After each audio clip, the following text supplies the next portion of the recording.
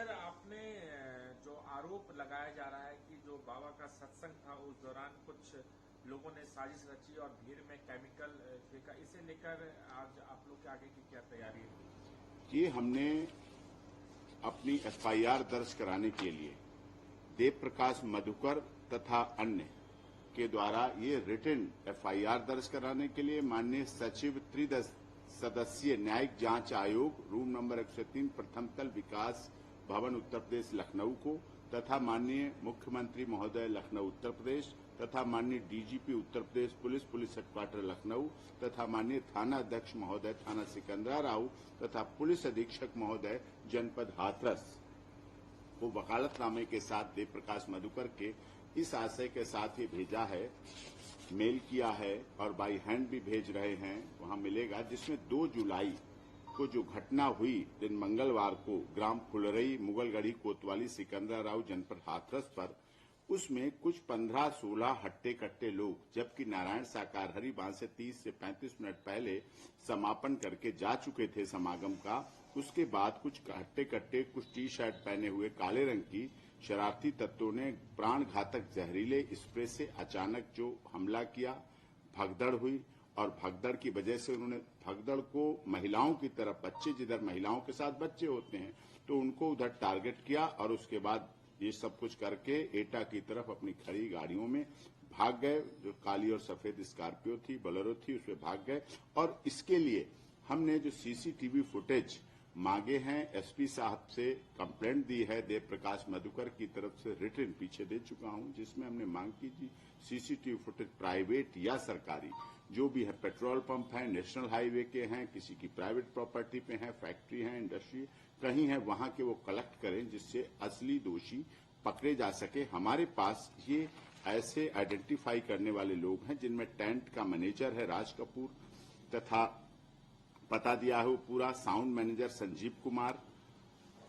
इसके साथ साथ जो जनरेटर व्यवस्था कर रहे थे शिव मूर्ति कुशवाहा, जल व्यवस्था कर रहे थे, पार्किंग व्यवस्था कर रहे थे परमाई लाल, मोहर सिंह कर रहे थे मंच व्यवस्था, जो इस तरह के हैं, इन सबकी हमने डिटेल पूरी दी है। और इन्होंने मुझे, जब मैं अलीगढ़ शनिवार को जेल, आज कारागार जेल में मिला, तो इन्होंने सारी बात मुझे बताई थी और सारी लिख के दी है, उन्होंने सारी समझा के लिख के बताई है। उसी आधार पर अब हमने ये मांग की है कि हमारी भी इच्छा है और साजिश थी, जिसको माननीय मुख्यमंत्री जी भी लगातार शुरुआत से कर रहे हैं, दूसरे दिन से कह रहे हैं साजिश है। नारायण साकार हरि जी ने भी अपने स्टेटमेंट में कहा है साजिश है, तथा एसआईटी की टीम भी कह रही साजिश है। जो मृतकों के परिवार के कुछ लोग हैं जो साथ में थे वो भी कह रहे साजिश है। जो इंजर्ड हैं वो भी, क्योंकि मैं अलीगढ़, हाथरस, मैनपुरी, एटा के हॉस्पिटल में गया और जब मैं सबसे पहले अलीगढ़ और हाथरस के अस्पताल में पहुंचा उसी समय बता दिया था सबने कि ऐसी ऐसी भगदड़ हुई, क्योंकि ये वो लोग थे जिन्होंने अपने जीवन में कम से कम कोई 15 साल से, कोई 18 साल से, कोई 10 साल से लगातार नारायण साकार हरि के समागम में सत्य के साथ में आते हैं और वहां ये सब क्रम चलता है। कभी कोई ऐसी घटना नहीं हुई, गर्मियां हुई, बारिश हुई, सर्दी हुई, सब तरह से हुआ, लेकिन कभी ऐसी दुखद घटना नहीं हुई। इस घटना के पीछे बड़ी साजिश थी। वो साजिश उत्तर प्रदेश सरकार को बदनाम करने की हो सकती है,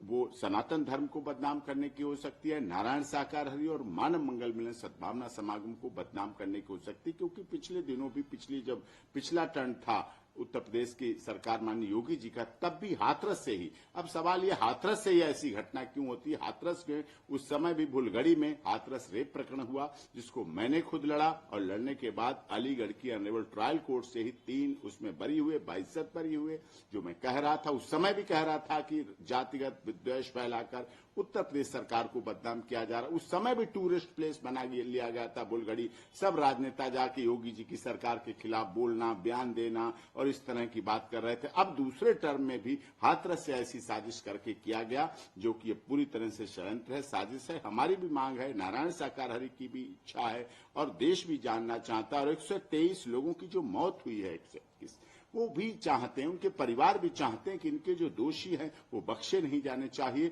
और किसी निर्दोष को दंड नहीं मिलना चाहिए। और जो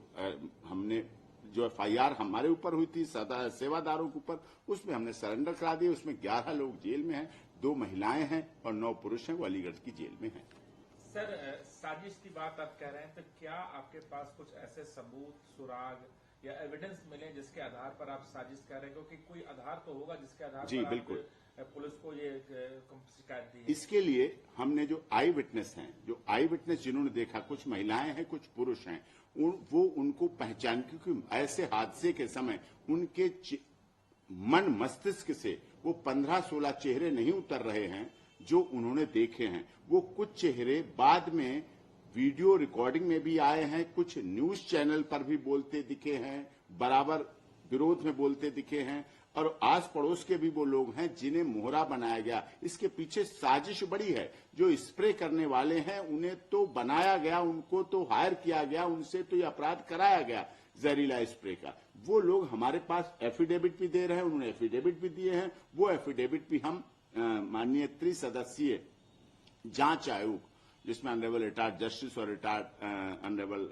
आईएएस और आईपीएस हैं, उनको भी सौंपेंगे, एसपी साहब को सौंपेंगे और जांच टीम को भी हम वो सौंपेंगे। एफिडेविट भी दिए जो आई विटनेस हैं, जिन्होंने देखा, यदि उनके सामने पेश किए जाएंगे वो लोग पकड़ के, वो टीवी पर बता देंगे, कैमरों पर बता देंगे, रिकॉर्डिंग में बता देंगे, ये लोग हैं। जब वो पकड़े जाएंगे तो सामने शिनाख्त भी करेंगे और कोर्ट में भी टीआईपी करने के लिए वो तैयार है। क्या किसी पॉलिटिकल पार्टी का एजेंडा हो सकता है या फिर इसके पीछे कौन?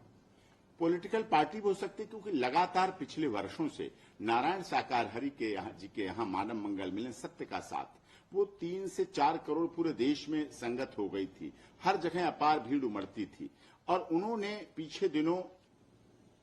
फरवरी से लेकर जून तक आदर्श आचार संहिता लगे होने के कारण कोई भी आयोजन नहीं किया, कोई भी आयोजन के लिए अनुमति नहीं दी, बिल्कुल नहीं कहा कि कोई भी आयोजन होना चाहिए। इससे भी हो सकता है राजनीतिक दलों को ऐसा हो कि उनकी मंशा रही होगी कि वो, क्योंकि फरवरी, मार्च, अप्रैल, मई तो पीक टाइम था जनरल इलेक्शन का, लोकसभा का, उस समय लोगों का रहा होगा दबाव कि इस तरह आयोजन हो, हमारे क्षेत्र में हो, हमारी संसदीय, हमारी पार्टी के लिए बोलें, हमारे कैंडिडेट के लिए बोलें, हमारी सीट्स पर आकर बोलें, हमारे लिए तारीफ करें नारायण साकार हरि जी अपने मन से। क्योंकि नारायण साकार हरि जी ने कभी नोट और वोट के लिए कभी नहीं मांगा, इसीलिए वहां कोई दान पात्र, चढ़ावा, चंदा, डोनेशन कभी कोई नहीं है, कोई रसीद नहीं करती है। और क्योंकि